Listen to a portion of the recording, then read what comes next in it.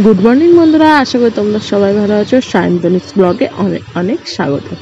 তো আজ হচ্ছে শনিবার আমরা বিব্রতটা করতে হবে, কিন্তু মঙ্গলবার করা হয়নি যেহেতু, তো ওই জন্যই শনিবার দিনে আজকে ব্রতটা করতে যাবো। তো প্রথমে ভাবছিলাম কোথায় যাব, ভেবেছিলাম বাবার মন্দিরেই যাব, ওখানেও পুজো হয়, মায়ের পুজো, কিন্তু শেষ পর্যন্ত হলো না। আমাদের বাড়ির কাছেই একটা বিপত্তায়ন বাড়ি ছিল, সেখানেই পুজো করতে গেলাম।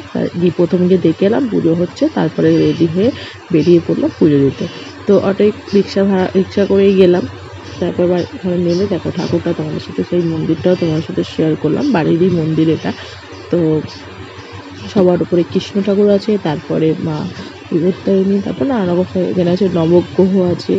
এই বাচ্চাটা না ওখানে খুব দুষ্টুমি করছে, আমার মেয়ের থেকেও দুষ্টু। তো দেখো, তো এখানে নবগ্রহ ঠাকুরগুলো তোমাদেরকে দেখালাম। তারপরে আমরা পুজো করলাম, পুজো সেরে নিয়ে বাড়ি চলে এলাম।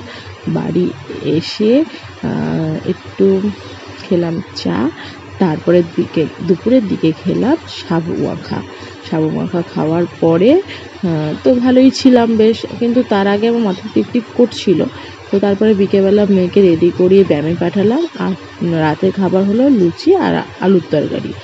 তো তারপর আর এই ভিডিওটা করা হয়নি, কারণ শরীরটা অতিরিক্ত খারাপ হওয়ার কারণে। তো আজকের ভিডিওটা এখানেই শেষ করলাম।